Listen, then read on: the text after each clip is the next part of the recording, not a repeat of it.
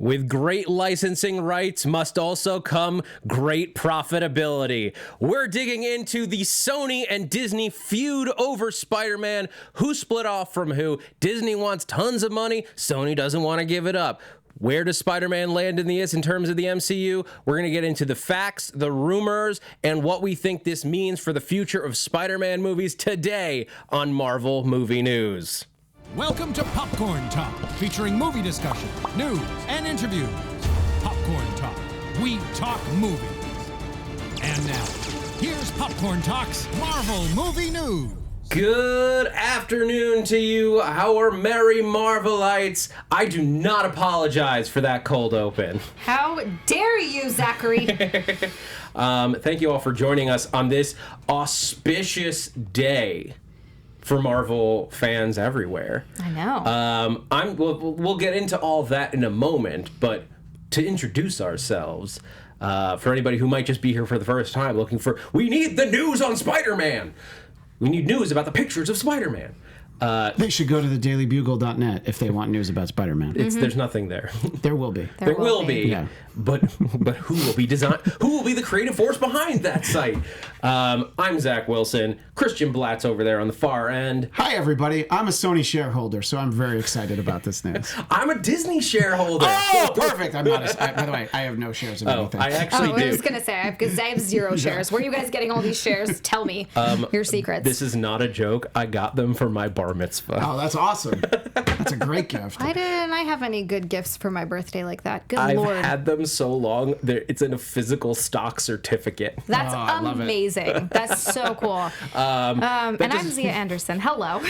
That does not make me a shill for Disney, although I guess it could. It could. The revenue that I get from that is about the cost of one Blu-ray a year, so I just pump it right back into the company. So you're basically just giving them your money. Yeah, but, no, they give it back to me, and then I give them a little bit back. It's a cycle. It's a never-ending Ouroboros of Disney products. But today, we are going to be breaking down the obviously big news that reportedly Sony is breaking off ties with Disney and the MCU when it comes to Spider-Man rights.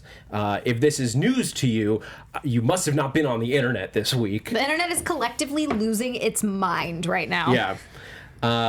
Some would say the internet didn't have a mind to begin with. Thank you. That's fair. That's a fair breakdown. I hate you for saying it, but yes. So let's take a look at this, because we've got some other news to talk about, but this is like the big story of the week, and there's a lot of confusion because you've got different sources, you've got different sites giving you different information, because the majority of the stuff that you've read on this is rumor, speculation or leaks. I then read or heard something else that this is that whatever the source leaked it jumped the gun, because just because they haven't come to an agreement doesn't mean that they aren't still talking.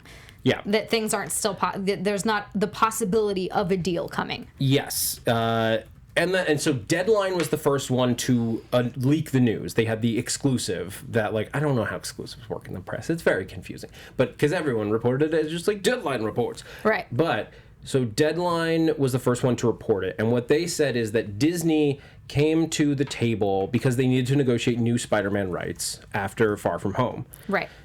And what it came down to is Disney wanted 50% they wanted a 50% co-financing deal was what that means. So do they put 50% in to get 50% out? Exactly. So a co-financing deal means that they would put in 50% of the budget, and they would take 50% of the profits from the box office. Now, there's tons of other things that go into that, where you've got distribution fees and who distributes the movie and who pays for and everything else that goes around it. Now, Disney already gets 100% of the merchandising. Because they own the merchandise. Yes. Sony only owns the movie properties. Yes, the movie exactly. rights. Even when it was The Amazing Spider-Man or the original Raimi trilogy, Marvel, before it was Disney, but Marvel retained all of the profits from toy sales, poster sales, all the comics, that even movie tie-in comics. Maybe there was a little bit different in movie tie-ins, but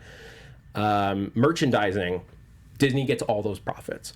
So Sony balked at 50% and said that's way too high of an asking price. And that number has since been in the press has been walked back. Today there was some reports that said that was wrong initially, and Disney asked for 30%. That's still a huge stake, but whether it's 50 or 30, that is a significant difference at the very least. Absolutely. Now, from what I understand of the part of the reason that these negotiations had to happen and why Disney was asking for so much is that Sony wanted to lock in Kevin Feige as a creative producer for these films, the way he was on the first two. And basically Disney didn't want to let him do that because they don't own the property. And Kevin, this is what I really loved about this, is that basically paints Kevin Feige as the most valuable producer of all time. Right? This is the first time I've ever heard of a company dealing with a producer like they would a star. This is like old Hollywood style thing when you had actors on contract and they couldn't go work for other studios without being like lent out. It was like a baseball team where you had to like negotiate for trades or things like that.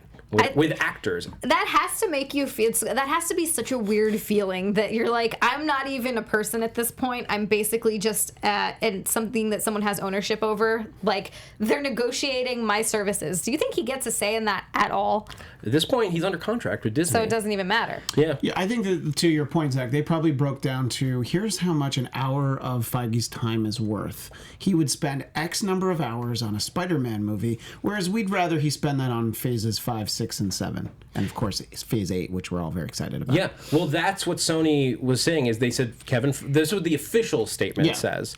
The official statement was, well, Kevin Feige is too busy to work with us on this project. Just look at the next 2 years for Marvel Studios. Right. Not even Marvel Television, but Marvel Studios has 10 projects releasing in 2020 and 2021.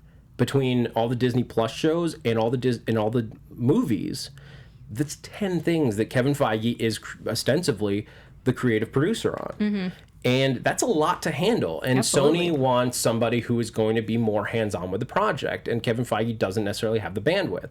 And Disney doesn't want to let their golden boy producer go over and work on something that they're not going to get any of the profit from. Yes, they'll get merchandising and everything, but they get that no matter what. They're going to get that anyway, yeah. It does not matter. To them, they need a financial incentive to lend out what they see. Basically, Kevin Feige is as valuable as Robert Downey Jr., if not more so at this point, for a movie. Mm-hmm. Like, he has collectively made them.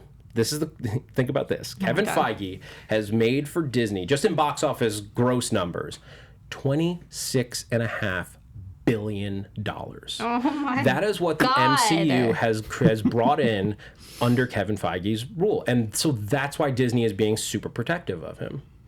Now, that does make sense. I guess here's my question to you and to like the chat. You guys let me know what you're thinking.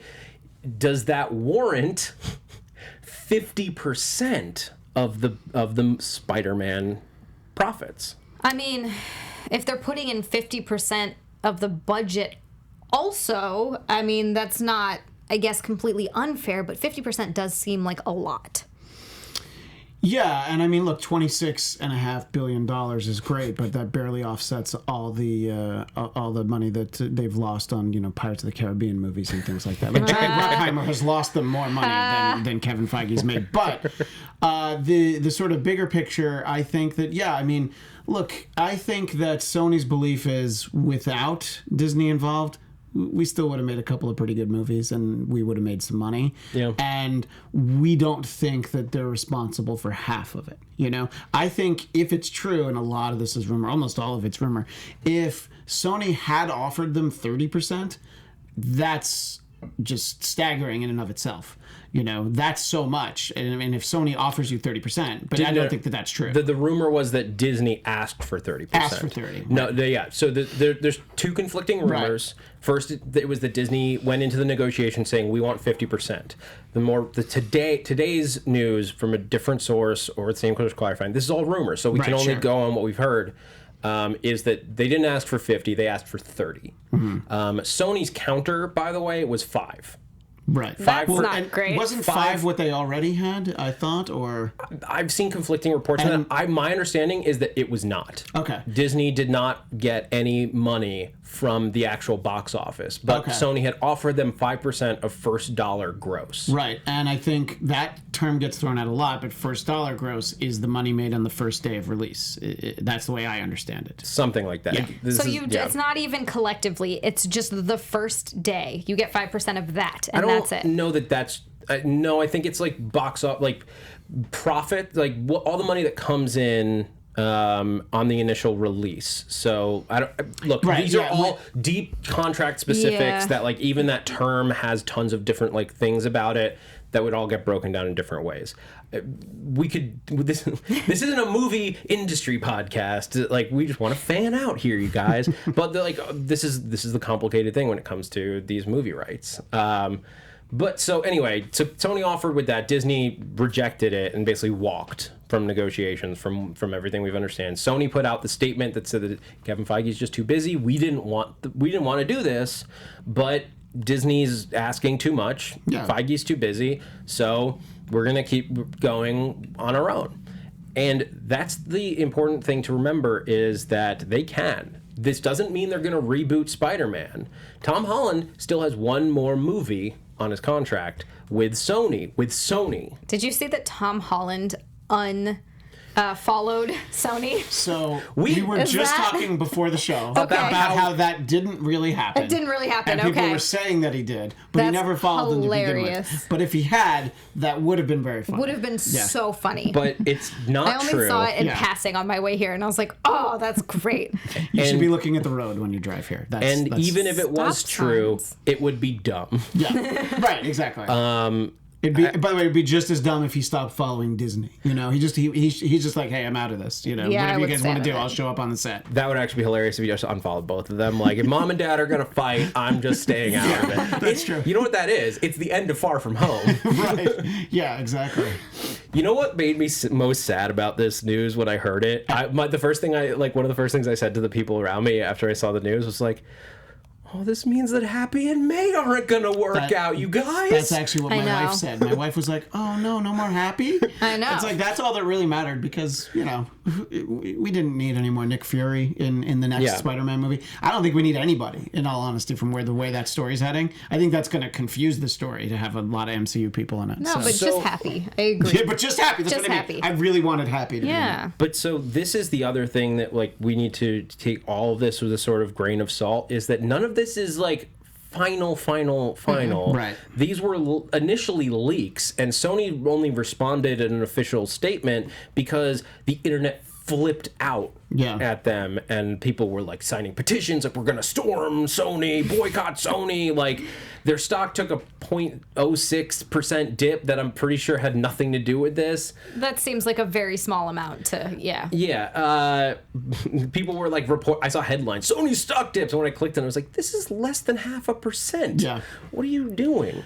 Well, and look, the point in this, to look at it in a show business standpoint, Sony should really get their secrecy, you know, their security protocols under control, because boy, we sure know an awful lot about Sony from the last 5 years. Emails that we were never supposed to see. Information still creeps out. Email, social security numbers. Right, exactly. So it's just like, you know what? Anything that they're gonna have to just start doing memos, and then like the kind that like Mission Impossible, the old TV version, where like it bursts into flames after you read it, because we're all finding these things out. So. Like a howler. They got to figure out howlers. They just got to communicate over Snapchat, you guys. Then it goes away. It goes away, but you can still screen cap those. You know, we're getting some breaking news from Ryan in the booth that you seem to understand it and I don't. I just found out that the other Sony movie that Tom Holland's working on is Uncharted, and it just lost yet another director with Dan Trachtenberg. He just stepped out of that today. So it's another Sony Tom Holland drama right there. Well, then you know what? Now he is going to unfollow them on Instagram. I take it back. He's going to be like, Sony, you're screwing me over. Damn it, guys. That project's had a number of problems. Yeah. It's a video game movie. Those always have problems. They're never good. Why can't they make a good video game movie? Why? Also, Uncharted is a weird one to do because it's basically if Lara Croft was the female answer to Indiana Jones, Uncharted is like, what if we made a male Lara Croft? Wait, that's a great idea. That's a great idea. But that's Uncharted's a great game, but that's what Uncharted is. It could still be a good movie if they just did it right. Anyway, yes. Anyway. So back to Spider-Man.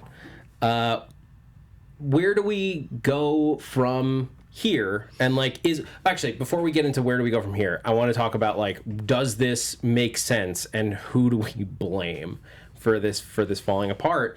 And I took apart the numbers of so I did my best to do the math on like, does it make sense for Sony to turn down 50%? Because obviously this move, like Far From Home, is their best selling, but their highest box office gross of any movie they have ever done. Correct. I did read that. Yes. It is their number, not by a ton, to be honest, but like it's only a couple million over, but it is their number one. And their movies before this didn't get there.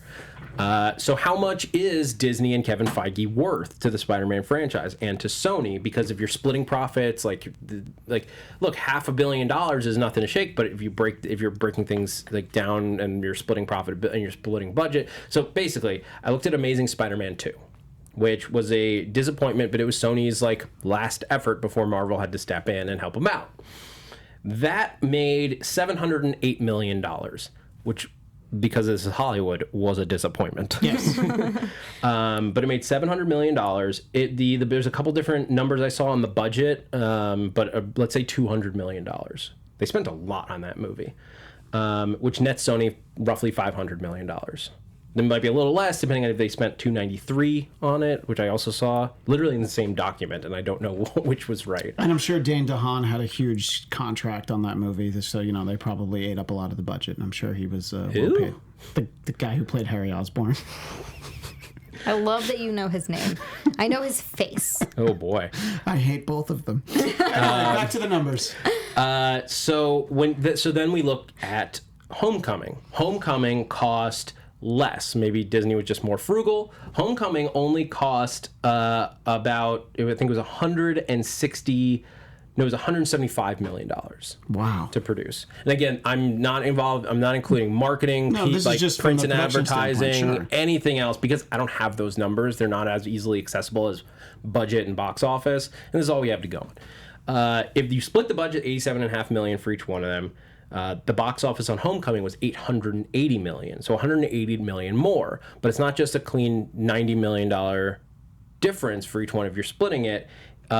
Basically, so Disney and Sony would each net roughly $350 million. So Sony would take $350 million on an almost $900 million movie versus a $500 million profit on a $700 million movie. Sony makes more, even though the movie made less. So at that point, you're like, why would you give away $150 million? Yeah, is Kevin Feige worth $150 million? You might as well just get Andrew Garfield back. It's do a Amazing Spider-Man 3. But yeah, I think that if these numbers are real, and we've heard so many rumors, whether it's 30%, 50%, any of that, it's like, well, no, we as Sony aren't going to make as much money. Yeah. And like to Zia's point, it's like, well, what's Disney doing? What are they kicking in other than in terms of intellectual property and development and things like that? Getting to let us use characters who can show up, Yeah. It's like, I'm sorry, Maria Hill's not going to be in the next Spider-Man movie. That's all right. I'm still going to go see it.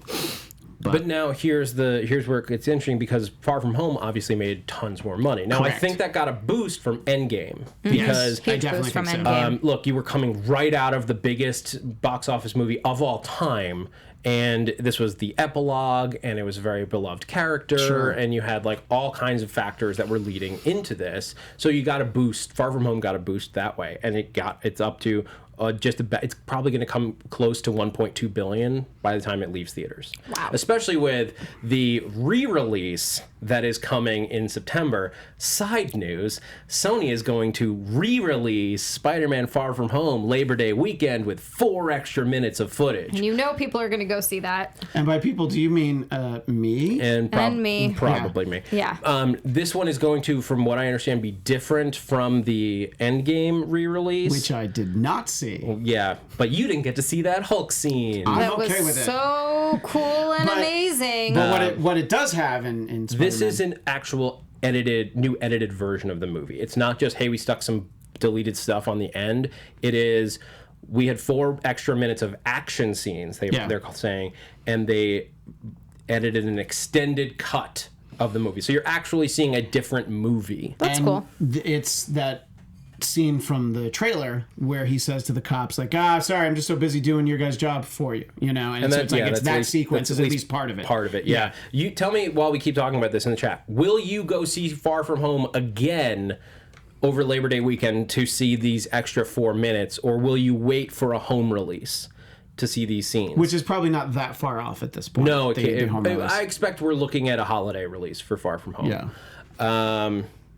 So, yeah, yes or no, will you go see this again? Well, here, Thunder God Kairos 7070 says, no one is going to that re-release now. I mean, this news shouldn't change anybody's mind. If you were going to go see it, you would then not see it. But that is a good point. There might be some backlash. Yeah. Yeah. But I guess that's the question, and it's you actually have a lot of people. So Jennifer Yard says I'm in, but you have a lot of no, I won't. No, there's a lot of people who There's a lot of no, not really. Sorry. Yeah, and there's an F no. Thanks, Nougat. I like your name, by the way, Nougat. Nougat's good. But yeah, and I guess that is a good way to look at this, though. It's like, it seems like people are blaming Sony for this, and you know, you can blame Sony if you want to, but you should certainly also blame Disney. They're asking for a lot of money that they haven't asked for previously. And remember, what did Disney get out of this deal? They got to put arguably their most popular character into Civil War, Infinity War, and Endgame. So he's in 3 movies that he would not have been in if they didn't make this deal. And did they kick any of that box office gross over to Sony? I know the answer is no. So it's not like they didn't gain from this deal. And so I can see them wanting to renegotiate it. But Marvel/Disney has really come out ahead on this deal. Yeah. You know, I think they've done great for themselves. Now, I'm wondering, so with Far From Home, just before we get too far away from this numbers talk, with the $1.2 billion, I ran those numbers through my data calculator here on what it would be if it was 50%, what would it be if it was 30% of the Far From Home profits. And if it's 50%, Sony and Disney both net $520 million. Now, that's up against Sony on Amazing Spider-Man, $508. So it's more. It's close, but it's more. But you're still giving up. But you're still saying to Disney, here's $500 million that theoretically we could make. And you have to justify that to your shareholders. You have to justify that the creative difference was enough that you're not going to make it to that level again in the next go-around. Well, that's the thing. I feel like a lot of the reason that these movies did so well is, because, I mean, you can say that, yes, Spider-Man got to be in the Disney movies, but how many people were then like, oh, this is actually good. Let me now check out these movies that Sony made that they would not have. Yeah. Because they saw how great Spider-Man was in movies like Civil War and things like that. And at 30%, Sony... And the tie-ins. And at 30%, Sony would take $760 million versus Disney taking $280. And that starts to make a little bit more sense, because now you've gotten more than the entire box office brought in on Amazing Spider-Man. That's not bad. Without a leak, maybe that's where they were headed, is a deal closer to that. I wonder... My thought, because that number starts to make more sense to me, but I wonder if Disney was refusing certain other asks from Sony, because we did hear a few months ago that Sony wanted to put Venom into Spider-Man 3 or maybe 4 or whatever it was. They wanted to incorporate Venom into the MCU. I don't not like that idea. I don't like that idea. Well, here's the thing. I don't think that it is impossible, but I think retroactively putting a movie into the MCU has a lot of problems, and Venom was almost made to be clean in that way. It wouldn't be the worst thing. I wouldn't be angry about it, but I'm not excited about it either. Yeah, I think they could bring the character in the way that Deadpool will be brought in. You know, I think if they did it right, it'd be fine. Yeah, if they do it badly, of course, it's a terrible idea. Yeah. But I'm thinking, but especially with who knows what the script for Carnage looks like for Venom 2. Maybe that's just not what Disney wants in their MCU. Right. It also means that so. That's all going to be interesting and complicated. But now we get into, where did this fall apart? If maybe Disney wanted Spider-Man in more MCU movies that like Sony, and so remember Sony doesn't get any of the Avengers movie profits that Spider-Man is in. They didn't get it. They didn't see a dime from Endgame, except for what fed into Far From Home. And you think that sounds like a symbiotic relationship, but that may have been part of the negotiations as well. It's like, well, if we're going to do 30%, you have to use Venom in the MCU. It was like, well, we're not going to do that. Right. Well, okay, then this is done. We want Spider-Man to lead the new Avengers movie coming in 2023. We don't want to do that because we want to release our Spider-Man movie in 2023. Right. Well, blah, blah, blah. There's a million different factors that might have gone into it, even if the numbers started to make sense. To me, that's the biggest loss here, is we won't get a Spidey in what I am picturing to be New Avengers. Yeah, I mean, I guess that leads to sort of the idea of, do we think that this deal is salvageable? And I think that even if they stay apart and then this next Spider-Man movie comes out, you feel like it's something that'll get figured out in time. Yeah, I think it will. I still think that they'll fix this. I do. Yeah. And I think that regardless, Disney is going to be fine. Like, nobody is going to stop going to... It'll be like, oh, yeah, it's a bummer. We're not going to get Spider-Man in these movies. But did anybody think that the MCU would not be fine? No, but, like, that's, like... In reality here, Disney's kind of... is coming out on top no matter what. It's really Sony that people might actually...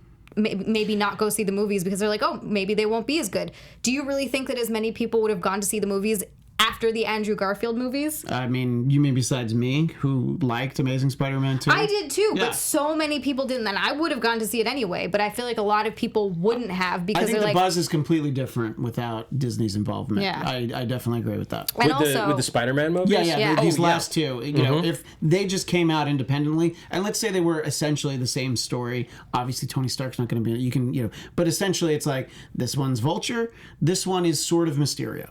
I think that the movies could have been made just as well, but I don't know if people would have been as excited, leading up to it. I think they would have had to rely a lot more in word of mouth. Well, with Sony, here's the difference is Sony is going to go for like a more big name director. You wouldn't have had John Watts on that. I don't think you'd have gone with this sort of like high schooly, like what's the name I'm thinking? Pretty in Pink. John Hughes. John Hughes. Yeah. Thank you.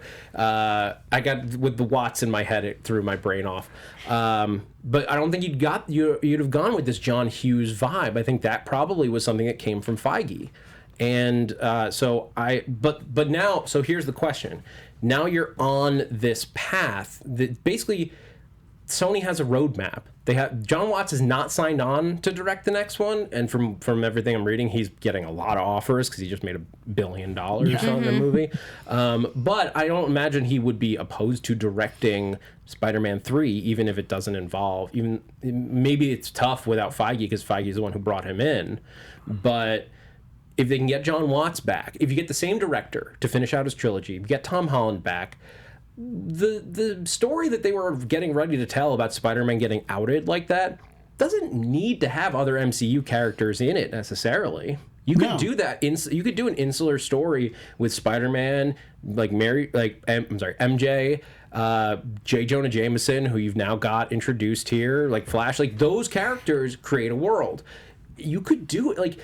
Yes, you had Nick Fury and Maria Hill as like the sort of this like slide into it, but the Skrulls don't need to come back in the next story. Yeah. And you could just focus in on Peter and keep it clean without going into the outer world. You could. Yeah, you absolutely could. And I think that there's probably people at Sony who are like, you know what, we don't need any of that. And in all honesty, they're like, that's going to distract from the story that we're looking to tell. Let's, we don't need to have a cameo from War Machine in that movie. It's fine. We'll be okay without it. So, and it doesn't necessarily need that. I almost am fine without that. I don't know, even in the MCU, I'm sort of like, yeah, don't like you offhandedly mention it, but like I'm cool with it not being said. Yeah, and like you said, if Maria Hill's not in it, or any, I mean, even even Nick Thor, Fury, even like a big name Avenger character isn't in it. It's still gonna, gonna be Spider-Man. I'm still gonna be excited to see it. So. Now, we're all still gonna see it, you guys. The question is like how much of the outside the clergy. Oh, the lay people. Yeah, the normies. Not the devoted. I mean, honestly, you're going to have people who see these movies and they're like, they don't know the involvement of Disney versus Sony in the last two versus the previous 5. You know, they know, sure, he was in an Avengers movie, but they you know, this is like people who like study statistics in sports instead of just watching the games. Like when you know this minutia, you're really into it. I think a lot of moviegoers will be like, "Oh, hey, it's another Spider-Man movie. I like that Tom Holland. Let's go see it." Yeah. And then if it's not good, then all of a sudden you like, you know, all that goodwill evaporates. But if the movie is a good movie, it'll be fine. And they're really coming into it with a leg up, coming off of all these movies that have been really good. It's not like when Fox tried to reboot Fantastic Four. I legitimately saw the commercial for that or the preview for it and was like, nope, not going to see it. I still haven't seen that movie.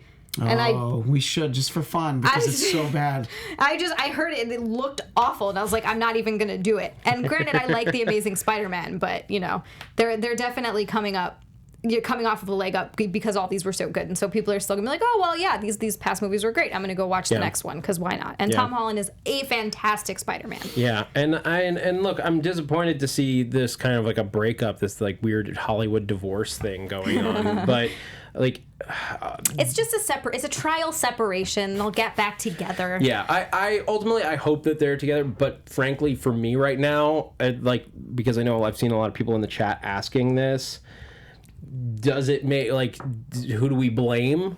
Yeah. If I blame anyone right now from all the rumors, to be clear, we don't have all of the facts.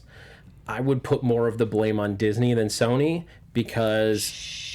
They're listening. Because I don't... Unless Sony was refusing something reasonable like a new Avengers project, and they're like, or like, we have to have Venom in this universe... then I don't see why they would be resistant to it. Yeah. Or, like, who knows what it could be. It could have been something where, like, Marvel wasn't happy with the Spider-Verse release schedule against the MCU. Like, it could have come down to that. It could have... there was a rumor that Disney wasn't happy with having 2 Spider-Man movies come out within 6 months of each other. Oh, wow. So there could have been a problem where they're like, well, here's where we want to put Spider-Man 3... And Sony's like, well, we were going to put Spider-Verse 2 right there. Yeah. And they're like, well, can you move it? And if Sony refused, now you've got a problem. Well, I also think Disney probably isn't too upset about all the T-shirts they sold during that 6-month period. I think that they were like, oh, you know, we did sell a lot of action figures, and my son has Spider-Man walkie-talkies, so you're welcome, Disney. It's one of those things where I think if Spider-Verse had been anything other than what it was, as in perfect. Yeah, that's a great point. Like perfect. I'm wearing my Miles shoes right now, you guys. Look at you. But if it had been anything other than that, I think that would have been a bigger problem for Disney. Yeah, and look, I'm inclined to agree with you that if it's the way that we understand it at the moment, and who knows what information we'll get at another point, I feel like, Disney kind of went in. Just imagine it, whatever you do for a living, you go in for your job, and it's okay, it's time for your performance review. Hi, I want 10 times my salary. I'm going to do the same work that I was doing, but you're going to give me 10 times as much money. It's probably not going to go over that well. So, you know, that's a little bit of a micro way to look at it. But I think that they're asking for so much more. And it's like, again, like we've said a couple of times on the show, Disney got a lot for being able to have access to Spider-Man. Yeah. And they can be as mad as they want about it, but they didn't have the movie rights to Spider-Man. That's not Sony's fault that they were smart enough to negotiate a deal 20 years ago to get the right to make Spider-Man movies. Perpetual rights as long as they keep making them. And keep in mind, Sony doesn't necessarily have to even make a Spider-Man specific movie every 3 years anymore. They could do any of these Spider properties. Venom Silver counts. Sable. Morbius. Venom, Morbius, like that's what all counts. Now, I think that once Morbius comes out, if Morbius, and I think it will, tanks, because I don't expect it to do well at the box office. Yeah, it's a movie with Matt Smith in it, so it's not going to do well. If Matt Smith is in it, I'm going to go see it anyway. It's not going to make money because movies with Matt Smith don't make money. Why? He's so great. I want only the best for Matt Smith. He is the best. Bow ties are cool. Bow ties are cool. But I don't think that movie's going to do good. Sorry about that, guys. No worries. We're just... Wait, was Feige calling? Feige was calling. You just hung up on Feige? We just hung up on Feige. Oh, I'm so dude. sorry. Monster. Dude. But So if Morbius tanks, I think if this isn't revisited by then I think Sony might open the door, because again, it wasn't just, hey, I want an extra percentage on my raise. It was, hey, we just made you $1 billion. Can I have more? Can we work something out? Can we have more billions? Now, I still think Disney asked for too much, but I don't. But I would still put more of the blame on them. Mm-hmm. And I think that, say that Morbius does okay. I think if, say, argument's sake, they make another Spider-Man movie, just Sony, and it's successful, but nowhere near this level, then I think Sony's like, you know what, let's talk about that now. Yeah, if it's any way disappointing, but of course, if they make a movie on their own and they're like, look, we made almost as much money, we made way more than if we had to share with Disney, I think we don't need to work with Disney for a while. Yeah, and then it becomes, and like, if it doesn't do as well, it becomes like, I think they're going to be careful with this next one, if they're not working with Feige, to make sure that it is insular enough that it wouldn't affect the greater MCU. I think that they will be careful in that so that they could renegotiate. They're not going to negate anything going on in the MCU.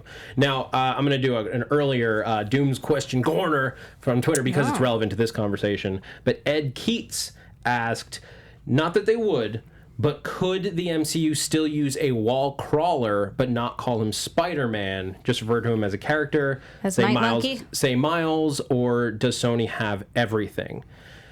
Now, so this is how this whole thing worked out, and how this is in the contracts. Like, Sony has the rights to make movies with any character that is originating in a Spider-Man story or created around Spider-Man. Now, they've said that number is as many as 900 different characters that they have the rights to. Some of those characters blend into both worlds, similar to the way that Fox and Marvel both had rights to Skrulls and both had rights to Scarlet Witch. The perfect example with Spider-Man, of course, is Kingpin. Yes. Right there in Spider-Verse, of course, a big part of Daredevil, and he first appeared in Amazing Spider-Man, I think 50. He's a Spider-Man character, but boy, he sure had his hands all over the MCU, so you can't exclude him from other things as well. Yeah, and it would be interesting to see who. That's one of those ones where it's probably in a deep paper somewhere, like legal document. They may have specified Kingpin for one company. Well, no, because Kingpin was in Daredevil. Was in the Daredevil movie. Yeah. Yes. So Fox had at least the rights at one point.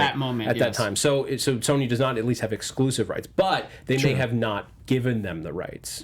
Is a possibility. We don't know. That's all deep, like, contracts locked in a vault somewhere. But it does mean that any Spider character Disney can definitely not touch. And that includes even Jessica Drew, Spider-Woman, who is not a Spider character in the same sense of like the thwip type of Spider, but the Jessica Drew Spider-Woman is Sony's to play with, because we know that she's going to be in Spider-Verse 2. Right. Just a comment from the chat. This sort of goes back to something we were saying earlier. Anthony Manzano. Christian, in my opinion, there is a lot of blame to go on both sides. Marvel for asking for too much and Sony for not letting Kevin Feige take control of some of the characters. Yeah, I think that's kind of what we're saying. We're seeing a lot of that in the chat. There are people... Look, I would say if you have to pick one or the other, more people are angry at Sony, but a lot of you, even if you're more angry at Sony, you're like, well, yeah, of course, Disney is culpable in this too. So I think that we'll have to see, really, but in general, people seem to feel that way about it. Yeah, so a lot of questions, and like, who knows what else they could work out. Like this week, in terms of video game news, Sony bought Insomniac Games. Wow! So they own the studio that produced and made the Spider-Man PS4 game. Right. That was before all of this happened, but maybe maybe there's a video games. I saw this in the chat. I'm sorry, I didn't catch who said it, but like maybe there's a video games right exchange here, where like, because there's already been discussions of the Marvel Gameverse, as it's been referred to, which is like Marvel's Avengers coming up, blending and playing with Insomniac's Spider-Man. There's like loose references that could have been like referring to each other, which would be cool, because like in the Spider-Man game, they Avengers Tower is there.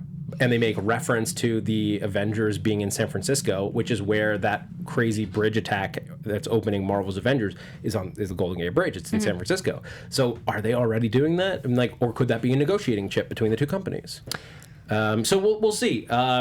while we're on that subject, video game news, Marvel's Avengers, there was actually a bunch of the gameplay footage that they showed off this week of like all the different characters and how they're going to fight. It looks cool. It looks fun. I'm going to play the hell out of this game. Like they showed how Thor fights and how Cap fights. Some cool stuff that was in there. Tony's apparently Goose is in the story somehow. Sweet. I'll take it. We didn't see Goose, but he was referred to by name. Where Tony Stark is talking to Maria Hill on the, and over the phone. And it's like, how's the cat? Goose is fine. That was it. But Goose is in that universe, and also in that universe, and this is really interesting, Kamala Khan is there. Oh. So apparently some eagle-eyed people spotted her on the bridge during that attack, and the developers later confirmed it. Wouldn't go into further details about what her involvement in the game means. But so Kamala Khan is on the bridge when it's attacked, and then they have to fight the Avengers. But they wouldn't say if you get to fight as her in the story.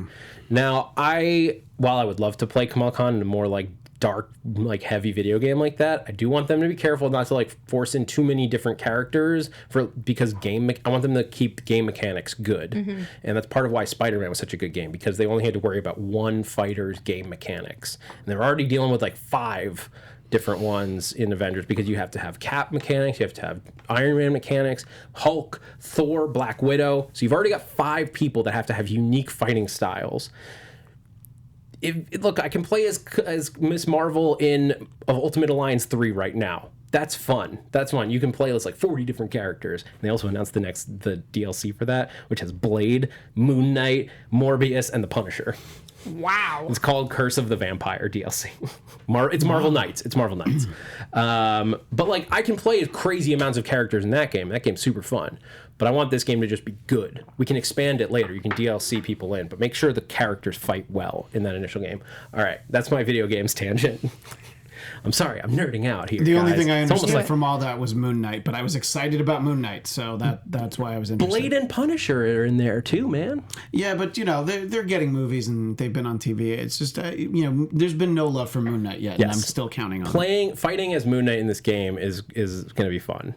Dude, I just unlocked the Wasp recently. She immediately is on my team no matter what. I'm never taking her off the roster. It's great. Anyway, so we can go back for a minute and really close out the discussion. Let me just throw in from the chat. Joe M. Design is a great sentiment that we were lucky it happened at all. If we never get any crossover, we still have these 3 great movies that Spider-Man was in. And then, of course, the 2 Spider-Man movies that have Tony Stark and Nick Fury and Happy and all that. So, yeah, if they for some reason never do, it's these movies are still great. At the very least, we got Spider-Man in Endgame. It's true. We got, even if he was only there for 5 minutes, but we got an amazing Spider-Man scene. In Endgame. Dude, that moment, I just remember it was the second or third loudest cheer that I heard in the theaters when I saw Endgame, like when it was coming out, was when Spidey came through the portal. Right. I think it was the 3 loudest cheers were obviously Cap and Mjolnir. Mm-hmm. Honestly, I think the second might have been for T'Challa coming through the portal. I think you're right. When I saw it, that got a lot of response, but third, if not second, was when Spidey shows up. Yeah. Because you're just yes. Yes. It's so baller. Anyway, so here's my question, and this is we got 5 minutes left, and this is let's look towards the future now, you guys, and maybe in a positive way. D23 is this weekend. Get news. Big Disney panel, the Marvel Studios panel, I believe, is on Saturday. I don't remember. I didn't write down what time. But what do you guys think? And I'm gonna take a break from talking, so I'm gonna make you guys do it.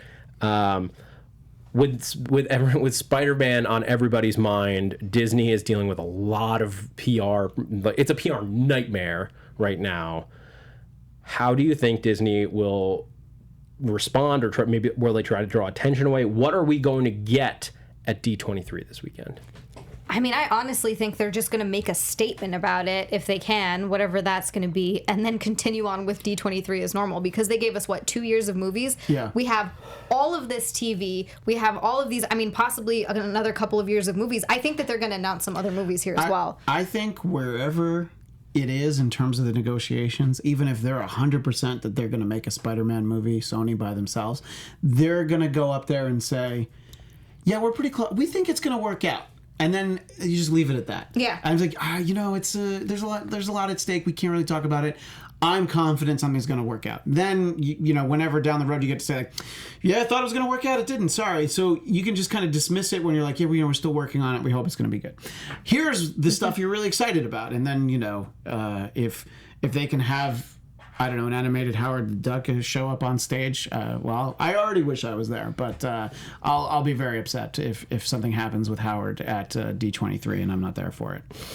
But I think that in terms of what because they've kind of alluded to the fact that they're going to talk more about the Hulu shows. That's what I understood.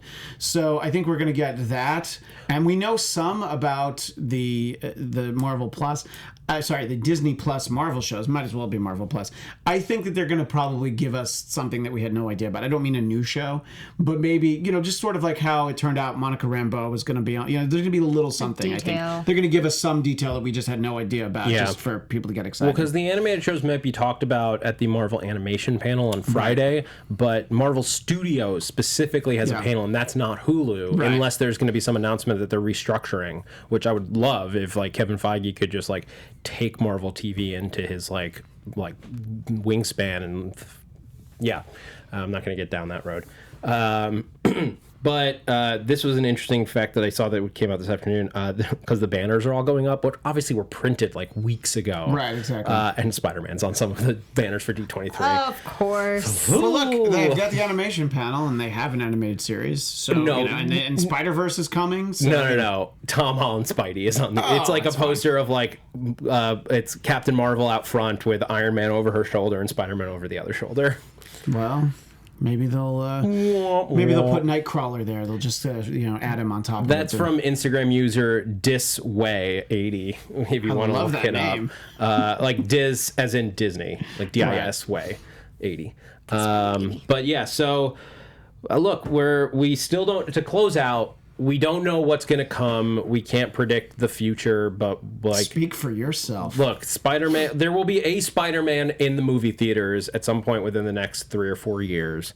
Whoever it's with, wherever, like, it's going to... One more with Tom Holland, at least. And you have that to look forward to, whatever it's going to be. Well, let me just jump in, too, that if they don't come to a deal, one of the sticking points could be that maybe Sony's like, no, we want a Spider-Man movie in theaters, 2 4th of Julys from now. And they're like, no, we have all this other stuff planned. And they're like, no, we need it to come out sooner. So it could have been something like that. Yeah. So if the deal doesn't happen, maybe we're getting Spidey even sooner. That's all I was going to say. Still probably 3 years out, just on like the realities of writing and producing, shooting, and then like doing post-production on a big superhero budget movie. But we'll see what happens. Until then, that's going to do it for our time here in Marvel Movie News. I hope this maybe assuaged some of your fears out there about Spider-Man, or answered some of your questions, because there's a lot going on. I'm sure that we'll get more over the weekend as people keep talking about this, and on these press lines pressure people like Feige or Tom Holland to discuss these things. We'll see. We'll update you guys next week on what's happening there. Until next time, guys, Christian Bladt, put yourself over. You can find me on Twitter and Instagram at ChristianDMZ, and Sunday night at 9 Pacific over on AfterBuzz TV, Marvel TV Weekly. We're going to be breaking down whatever it is that does come out of D23. So if you can't wait till Thursday, we'll talk a little bit about everything, but we'll really focus on the TV over there. But so you can find that, as I said, 9 p.m. Pacific over on AfterBuzz TV. Xia? And I'm Xia Anderson. You can find me on Twitter and Instagram at Xia_Land. That's XIA_Land.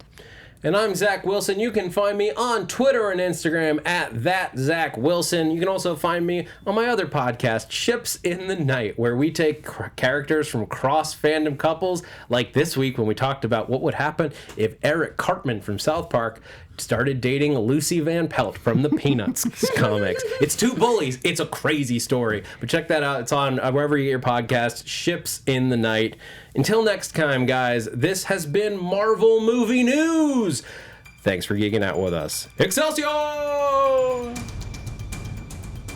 From producers Maria Menounos, Kevin Undergaro, and the entire Popcorn Talk Network, we would like to thank you for tuning in. For questions or comments, be sure to visit popcorntalk.com. I'm Sir Richard Wentworth, and this has been a presentation of the Popcorn Talk The views Network. expressed herein are those of the hosts only and do not necessarily reflect the views of its owners or principals.